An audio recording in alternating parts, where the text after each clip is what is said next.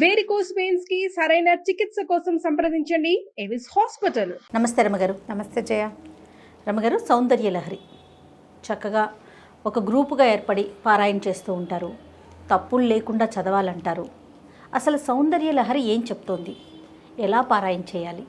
సౌందర్య లహరి అనేది దేనికి సంబంధించింది రమగారు? అమ్మవారికి సంబంధించింది. సౌందర్యలహరి పారాయణ చేసేవాళ్ళు కనిపిస్తున్నారు ఇప్పుడు. అవును, ఇదివరకటి కాలంలో సౌందర్యలహరి రేర్గా ఎక్కడో ఉండేది. ఎక్కువగా మనం లలితా సహస్రనామాలను చదువుకుంటాం. అందరూ విష్ణు సహస్రనామం సులువు చదువుకుంటాం. అక్కడి నుంచి లలిత కామ్యం అని లలిత కొంతమంది గ్రూపుల్లో చదువుకునేవాళ్ళు. ఇళ్లల్లోనే ఉండేది. మనకేంటంటే సోషల్ మీడియా వల్ల మనకి ఇవన్నీ ప్రచారంలోకి వచ్చినాయి జయ.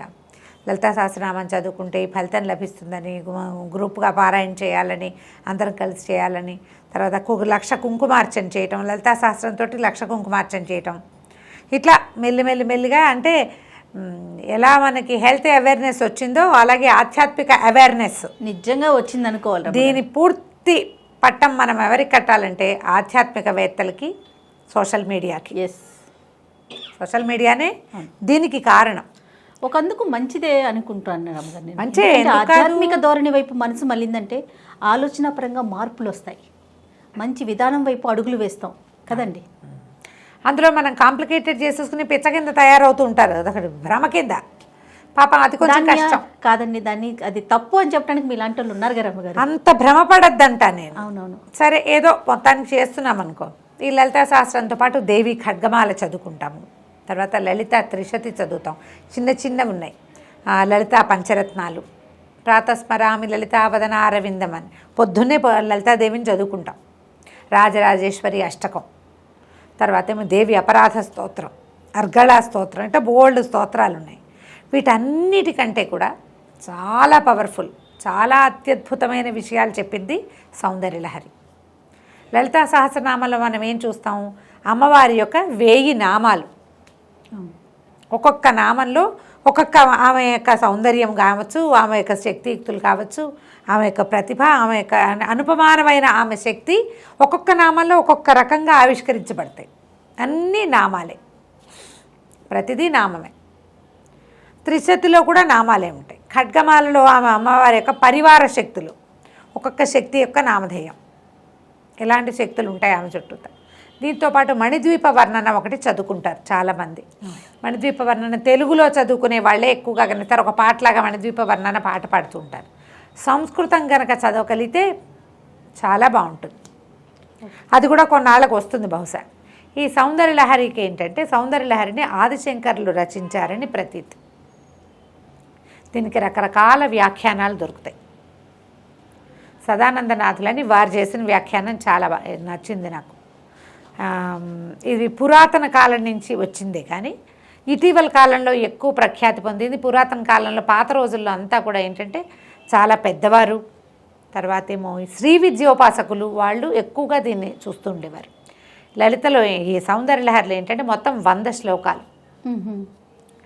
సౌందర్యలహరి, శివానందలహరి 2 రాయబడ్డాయి శంకరుల చేత అంటారు. శివానందలహరి అంతా శివ సంబంధమైంది, సౌందర్యలహరి అంతా అమ్మవారికి సంబంధించింది. ఒక్కొక్క శ్లోకానికి ఒక్కొక్క ఫలితం చెప్తారు. ఇది లలితా సహస్రంలాగా 2 వాక్యాల అనుష్టుప్పు కాదు, పెద్దది వృత్తం. మనం ఒక్క శ్లోకాన్ని కరెక్ట్గా సజావుగా చదివితే 23 సెకండ్లు పడుతుంది. అంటే నేను రికార్డ్ చేసి పెడతా కదా, అందుకని ఖచ్చితంగా క్లియర్గా చెప్తున్నారు. 22-23 సెకండ్లు పడుతుంది ఒక్క శ్లోకం చదవటానికి. ఈ శ్లోకం టైంలో మనం 2 లేదా 3 విష్ణు సహస్రనామం కానీ లలితా సహస్రం కానీ చదివేయగలుగుతాం. శ్లోకాలు పెద్దవి, అర్థము తాత్పర్యము తెలుసుకోవడానికి ఎవరైనా సజావుగా మనకి చెప్పేవాళ్ళు దొరకాలి. మనంతట మనం చదివితే, నిదానంగా పుస్తకం చూసి చదివేస్తే పెద్ద అవగాహన అయితే రాదు.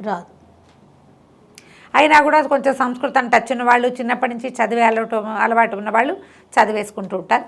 ఇటీవల కాలంలో సౌందర్యలహరి చెప్పేందుకు గురువులు కూడా ఇతోధికంగానే లభిస్తున్నారు. ఎక్కడ అవకాశం ఉంటే అక్కడ చక్కగా చదువుకోండి, అర్థము తాత్పర్యము తెలుసుకోండి.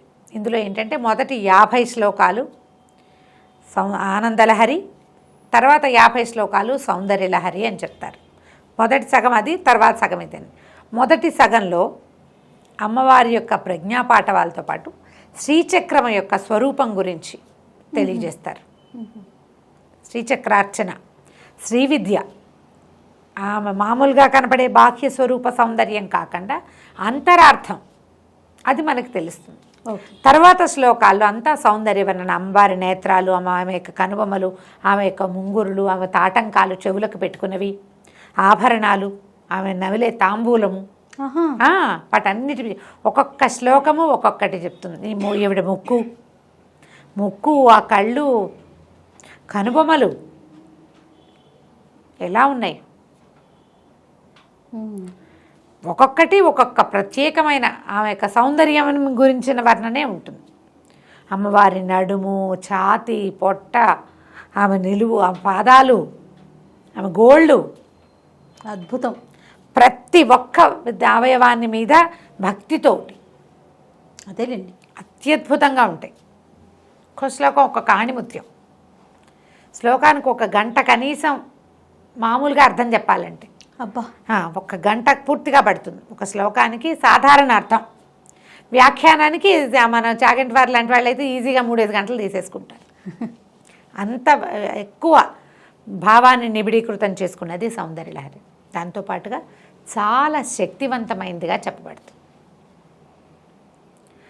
దీనికి ఒక చిత్రమైన గాథ ఏం చెప్తారంటే, ఎవరో ఒకరు, ఒక యక్షుడు, ఒక మానవుడే యక్షస్వరూపంలో ఆయన కైలాసం పర్వతానికి వెళ్ళి అక్కడ అమ్మవారిని చూసి రాశారని, అది శంకరులు మళ్ళీ దాన్ని పైకి చదివారని ఒక మాట వస్తుంది. కానీ అది పెద్దగా నమ్మడానికి వీల్లేనట్టుగా అనిపిస్తుంది. ఆదిశంకరులు చేసిన, ఎందుకంటే మనం మిగిలిన ఇవన్నీ చూస్తున్నామా, అన్ని స్తోత్రాలు, కనకధార కానీ ఇవన్నీ ఎట్లాంటి శక్తివంతమైనవి, ఎలాంటి అత్యద్భుతమైన భక్తిభావాన్ని నిముడ్చుకుని ఉంటాయి. అలాంటి భావమే ఇందులో కూడా కనిపిస్తుంది. ప్రతి శ్లోకము కూడా ప్రతిదానికి ఒక్కొక్కదానికి ఒక్కొక్క ఫలితం ఉంది. నిన్ను ఆరాధిస్తే ఎవరికి ఏం లభిస్తుంది, ఎవడేది ఆరాధిస్తే, ఎవడెలా ఆరాధిస్తే అలాంటి ఫలితం లభిస్తుంది. ఏ కోరికతోటి ఆరాధిస్తే అది పొందుతాడు. ముముక్షువు మోక్షాన్ని పొందుతాడు. ఎవరికి మోక్షం కావాలో వాడికి మోక్షం లభిస్తుంది. ప్రయోజనం కావాలనుకుంటారు కొంతమంది, ఆ ప్రయోజనం కూడా లభిస్తుంది. అది సౌందర్యలహరి తెలియజేస్తుంది. ఎవరి దగ్గరైనా పాఠం చెప్పుకుని చదువుకోండి. ఓకే, ఒక్కొక్కరిది ఒక్కొక్క స్తోత్రం. కొంతమంది సంగీతంలాగా స్వరాలు కూర్చి పాడుకున్న వాళ్ళు కొంతమంది స్వరాలు కూర్చుకుని పాడుకోవచ్చు. లేదా స్వరం కాదు, శ్లోకం పద్ధతిగా, శ్లోకంలో ఒక పదాన్ని ముందు, ఒక వాక్యాన్ని ముందుకి, ఒక వాక్యాన్ని వెనక్కి సాగదీసి చెప్పేవాళ్ళు కొంతమంది. ఎవరి పద్ధతి వాళ్ళదే. ఏ సమయంలో పారాయణ చేయాలి రమ్మగారు? సౌందర్యలహరి పారాయణ ఉదయం సాయంకాలాలు, ఉదయాస్తమాలలో బాగుంటుంది. దాన్ని ఎట్లా పెట్టుకోవాలంటే, ఇప్పుడు 100 శ్లోకాలు కదా, మనం ఏదో సందర్భంలో దసరాలప్పుడు లేకపోతే శుక్రవారాలు ఇలా పెట్టుకోవటంతో పాటుగా ఎక్కడికైనా అమ్మవారి క్షేత్రానికి వెళ్ళినప్పుడు ఆ క్షేత్రంలో చదవాలి. దీని మీద ఒక అనుభవం చెప్తాను జయ. మధురై వెళ్ళాం కదా మేము, నేను చెప్పా కదా గుళ్ళోకి వెళ్తే సొంత ప్లేస్కి వెళ్ళిన ఫీలింగ్ వచ్చింది నాకని. మధురైలో అమ్మవారి వెనకాల కూర్చొని చదువుకోవచ్చు మనం. నాకు అప్పటికి, ఆనాటికి, నేను వెళ్ళే నాటికి 50 శ్లోకాలు నోటుకొచ్చు, పుస్తకం అక్కర్లా. నేను పాఠం చెప్పేదాన్ని, కానీ పాఠం చెప్పడం కూడా నేను ఎలా చేశానంటే, ముందు నుంచి నాకు వీటి మీద అవగాహన లేదు, నా సంగతి తెలిసిందే కదా. ఒక ఆవిడ నన్ను అడిగారు, సౌందర్యలహరి చెప్పండి అంటే, 10 శ్లోకాలు నేను నేర్చుకుని, నేను చదువుకుని, అర్థం నాకు సంస్కృతం చదువుకున్నా కాబట్టి, మిగిలిన వాళ్ళకి నాకు ఉన్న భేదం ఏంటంటే నాకు సంస్కృతం వచ్చు కాబట్టి. అక్కడి నుంచి మా అక్కయ్య దగ్గర ఒక క్లారిఫికేషన్ తీసుకుని, తనేం పాఠం ఇవి చెప్పదు కానీ అర్థాలు, తాత్పర్యాలు చెప్తుంది. ఆ 3-4 పుస్తకాలు సంపాదించాను, వాటి మీద వ్యాఖ్యానాలు 2 ఖచ్చితంగా నా దగ్గర ఉన్నాయి. తర్వాత కాలంలో పని కూడా ఒకటి తెచ్చిచ్చాడు, 3 వ్యాఖ్యానాలు. ఇవి బాగా చదివి నా సొంతంగా నాకేం భావం కలుగుతుందో దాని మీద డెవలప్ చేసుకుని, ఒక తల్లి పిల్ల, మా శ్యామల్ గారు వాళ్ళ అమ్మాయి అస్మిత, వాళ్ళిద్దరికీ చెప్పా. నేను నేర్చుకుని వాళ్ళకి చెప్పేదాన్ని. నేను మధురై వెళ్ళే నాటికి 50, ఇప్పుడు నా సంగతి నేను ఎక్కడో ఉద్ధరించేశానని చెప్పట్లేదు, క్లియర్గా చెప్తున్నా కదా. చెప్పారు అంతే, ఎవరైనా అంతే, ఎవరికైనా పుట్టుకతో వస్తాయి, ఏమైనా నేర్చుకోవాలన్న శ్రద్ధ అంతే అంతే. ఈ 50 నాకు నోటికొచ్చు, పుస్తకం కడగడా 50 వెళ్ళిపోయినాయి. తర్వాత పుస్తకం తీసుకున్నా, ఓపెన్ చేసి చదువుతున్నా. మామూలుగానే నా వాయిస్ కొంచెం స్పెషల్ వాయిసే కదా, శ్లోకాలు చదివేటప్పుడు అప్పుడు కూడా ఏంటంటే కొంచెం సంస్కృతం రావటం వల్ల ఒక ప్రత్యేకమైన బాణి ఉంది, నాకు తెలుస్తుంది. ఒక పోలీస్ ఆయన ప్రదక్షిణలు చేస్తూ వింటున్నాడు, ఆయన పోయి బయటకు వచ్చినాడు. ఆ బయట కూర్చొని మేము మొత్తం దర్శనం అన్నీ అయిపోయి నేను ఇంకా అయ్యవారిని చూసి మధురై లోపల దేవాలయాలు అన్నీ చూసుకుని ఇది నేను అక్కడ కూర్చున్నది 8 గంటలకి. అప్పటికి నాకు ఇంత కళ్ళతోడు అవసరం లేదనమాట. సాయం మళ్ళీ 11 గంటకి నేను బయటికి వెళ్ళాను. ఆయన అక్కడ కూర్చున్నాడు. ఆయన అడిగాడు, అమ్మా అక్కడ కూర్చున్నారు కదా మీరు ఎన్నమో పడికిరే అన్నాడు. ఏం చదువుతున్నా అని ఏంటమ్మా అన్నాడు. అనేసరికి సౌందర్యలహరి అంటే ఏంటన్నాడు. చేతిలో పుస్తకం ఉంది, ఆయన చేతిలో పెట్టా. ఆయన ఆ పుస్తకం ఓపెన్ చేసి చూసి జిలేబీ చుట్టల్లాగా ఉన్నాయని చెప్పాడు. చెప్పి ఎంత బాగుందమ్మా వినటానికి, ఒకసారి చదవండి అని ఒక్క శ్లోకం నాతో అక్కడ చదివించుకొని ఫోన్లో రికార్డ్ చేసుకున్నాడు. నేను అనుకుంటాను ఒక్కొక్క జీవాత్మని అది అట్లా పట్టుకుంటుంది. వాళ్ళు వచ్చే జన్మలో బహుశా ఆయన నేర్చుకుంటాడు. ఆయనకి తెలుగు రాదు, సంస్కృతము అని చెప్పా. తెలుగు కాదు, ఇది లిపి నీకు తెలుగులో కనిపిస్తుంది. ఆయనకి బాగా తమిళొచ్చు, నాకు కొంచెం అర్థమవుతుంది. ఇది సంస్కృతము ఇలా మా లిపిలో ఉంది కానీ ఇది తమిళ్లో కూడా ఉంటుంది. అభిరామి కాదా అని అడిగాడు. అభిరామి ఒక శతకం ఉంది అక్కడ తమిళ్లో, ద్రవిడంలో ఉంటుంది. అభిరామి కాదు, ఇది సౌందర్యలహరి ఆదిశంకర్లు చేసిందే అని చెప్తే ఆయన మొదటి శ్లోకమే రికార్డ్ చేసుకున్నాడు. ఒకటి చెప్పు అని. ఎంత బాగుందో వినడానికి. ఆయన మా పక్కన వాళ్ళందరికీ చెప్తున్నాడు అనమాట. అది చదువుతుంటే లోపల అట్లా ఇలా ప్రతిధ్వనిస్తుంది. చాలా బాగా నచ్చింది నాకని. అట్లా అట్రాక్ట్ చేస్తుంది మనుషుల్ని. దానికి ఎవరు అట్రాక్ట్ చేయబడతారో వాళ్ళకి ఉపాసనా బలం పెరుగుతుంది. అది ముందుకు వెళ్తుంది అనమాట. ఇది ఇప్పుడే మనం చక్కగా నేర్చుకోగలిగి బాగా చదువుకోగలిగి చేసామా ప్లస్, లేదా దానికి అట్రాక్ట్ అయ్యి ఏదో ఒకటి పట్టుకున్నామా అది కూడా ప్లస్సే. ముందు జన్మల్లో మరింతగా మనం ఈ దేవి ఉపాసకులం అవుతాం. అమ్మవారిని ఉపాసించేందుకు అవకాశం లభిస్తుందని చెప్పబడుతుంది. చక్కగా చదువుకోండి. ఎవరైనా మేము సౌందర్యలహరి చదువుతాము అంటే నేర్చుకోండి వాళ్ళ దగ్గర. తప్పులు మాత్రం పడనివ్వద్దు. తప్పులు లేకుండా ఉంటే మీకు ఆ శ్లోకం చదవటం వల్ల రావాల్సిన పూర్తి ఫలితం వస్తుంది. మనకేంటంటే దేవుణ్ణి ఎలా పిలిచినా పలుకుతాడు. అమ్మవారిని అమ్మ అనే బదులు మా అన్న అన్నా పలుకుతుంది అమ్మ. కానీ సజావుగా పిలిస్తే సజావైన సమాధానం వస్తుంది. కరెక్షను అనేది అవసరం. అలా అమ్మానే అనొచ్చుగా, మనం ఇదెందుకు చదవాలి? అంతే కదా వచ్చిందే చదువు. మనం ఇది ఎందుకు చదువుతున్నాము? దీనివల్ల లభించేటువంటి ఎనర్జీ పూర్తిగా రావాలి. మన చుట్టూతా వాతావరణం అంతా బాగుపడుతుంది.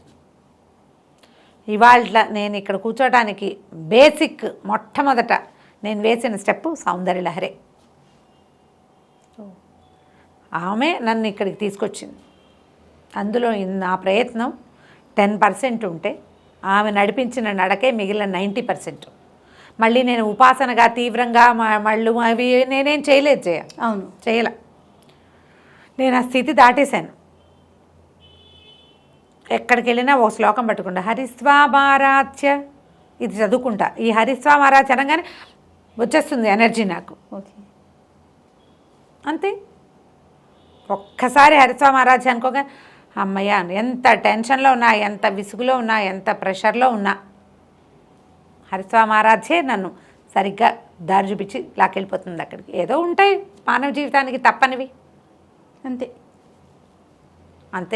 ట్రై చేసి చూడండి. మీకు అవకాశం ఉంటే నేర్చుకోండి. మీకు దీని మీద అవగాహన ఉందా మీకు ప్లస్, లేదా ప్రయత్నం చేసి ఒక్క శ్లోకం చెప్పించుకోండి చాలు.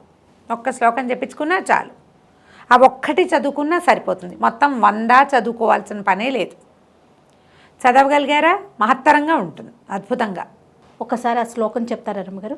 హరిస్వామారాధ్య ప్రణత జన సౌభాగ్య జననీం పురానారీ భూత్వా పురరిపుమపి క్షోభమనయత్ స్మరోపి త్వాం నత్వా రతినయనలేహ్యేన వపుషా మునీనామప్యంతః ప్రభవతి మోహాయ మహతాం.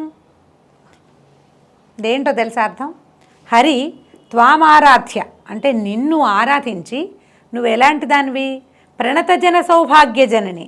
ఎవరైతే నిన్ను నమస్కరిస్తారో, నిన్ను ప్రార్థిస్తారో వాళ్ళకి సౌభాగ్య జననివి నువ్వు. వాళ్ళకి ఏది కావాలంటే అది ఇస్తావు. నిన్ను ప్రార్థించి పూర్వము ఏం చేశాడు? స్త్రీ రూపం ధరించాడు. పురా నారీ భూత్వ పురరిపుమపి క్షోభమనయత్తు. పూర్వము నారిగా స్త్రీగా మారి పురరిపు అయినటువంటి నీ భర్త అయినటువంటి శివుడు పురులు అంటే త్రిపురాసుర సంహారం చేసిన శివుణ్ణే ఆయనకి క్షోభను కలిగించాడు. నీ వల్ల, నిన్ను నమస్కరించడం వల్ల, నీకు నమస్కారం చేయటం వల్ల, స్మరుడు అంటే ఇతను మన్మథుడు వీడిని ప్రార్థించడం వల్ల, అమ్మవారిని ప్రార్థించడం వల్ల ఈయన ఏంటంటే ఎవరికి కనపడ్డు. అమ్మవారు మన మన్మథుడు మనుషులకి కనపడేవాడు కాదు, ఎవ్వరికి కనిపించడు. ఈ శివుడు ఏం చేశాడు, అతన్ని కాల్చేసాడు, బూడిద చేసేసాడు పరమేశ్వరుడు. బూడిదైతే అప్పుడు అమ్మవారు ఆయనకి ధైర్యాన్ని ఇచ్చింది, ఏం పర్వాలేదు దుఃఖించద్దు అని. రతీదేవికి చెప్పింది, నీ కంటికి మాత్రం కనపడతాడు అని. రతి నయన లేఖేన వపుష, కేవలము రతీదేవికి మాత్రమే కనబడగలిగేటువంటి వాడైనటువంటి అనంగుడు మునీనామపి అంతఃప్రభవతి. వాళ్ళని ఏం చేస్తాడంటే లోపల మునులకి కూడా దీన్ని కలిగిస్తాడు, ప్రీతిని కలిగించేస్తాడు. ఇప్పుడు మనం ఎవరినైనా చూస్తే మనకి ఏదైనా భావాలు కలుగుతాయి. ఈ మన్మథుడు ఎవ్వరికీ కనపడ్డు.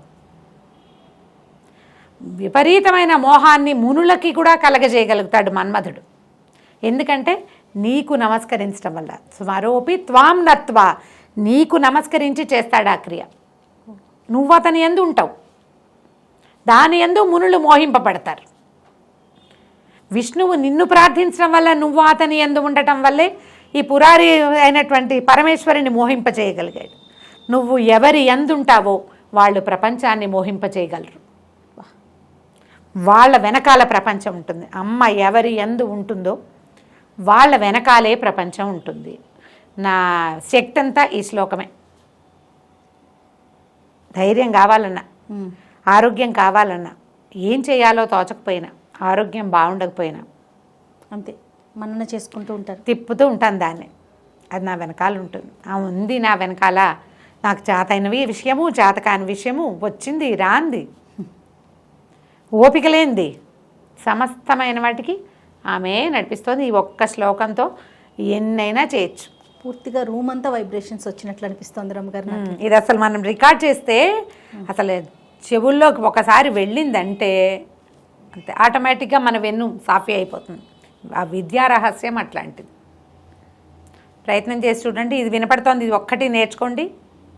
చిన్న చిన్నవి సంస్కృతంలో ఒక్కొక్క చిన్న చిన్న మిస్టేక్స్ రాకుండా చూసుకోవాలి. ఇప్పుడు కొన్నిటికి మనకి ఫా శబ్దం లేదు చూడు, ఫలితం అనాలి, ఫలితం అనకూడదు, ఫా లేదు. ఇదేంటంటే విసర్గ పక్కన పా ఉంటే దాన్ని ఫాగా పలకాలి. అంతః ప్రభవతి ఉందనుకో, అంతః ప్రభవతి అని అఫ్ సౌండ్ అప్పుడు రావాలి. అలాంటి పడికట్టు ఖచ్చితంగా మనకి తెలియాలి. దానికి సంస్కృతం రావడం చాలా ప్రధానం. అది కనుక కుదిరితే మీకు చక్కగా వస్తుంది. మంచి మంచి శ్లోకాలు ఉన్నాయి. ఇది మొదటి శ్లోకాల్లోదే. రమ్మగారు ఎవరిదన్నా ఫాలో అవ్వాలి, ఇప్పుడు తెలియని వాళ్ళు అనుకోండి, పలానా వాళ్ళు మీరు ఫాలో అవ్వచ్చు, పలానాది విని నేర్చుకోవచ్చు అంటే ఏమైనా సజెషన్ చెప్పగలుగుతారా? నచ్చింది నేను అలా వినలేదు జయ, మీకు తెలియలా, వినలేదు. 100 శ్లోకాలు బాంబే సిస్టర్స్వో ఎవరివో ఉన్నాయి, కానీ రాగాల్లో ఉన్నాయి. మీకు మీ అందుబాటు. నేనేమంటానంటే ఏది ఇదే కరెక్టు అని చెప్పను నేను, నాకు కూడా తెలీదు, చెప్పనాగా. ఈ సంస్కృతం వస్తే కరెక్ట్గా ఉంటుందని భావిస్తా. నా మటుకు నేను సంగీతం కాదు దీనికి కావాల్సిన, సంస్కృతం భాష మీద పట్టు, అంతే కదండి. పట్టు ఉన్న వాళ్ళతో దగ్గర చెప్పించుకుంటే మేము కనెక్షన్స్ ఆటోమేటిక్గా అవుతాయి, బాగుంటుందిగా. నమస్తే రమ్మగారు. నమస్తే జయ.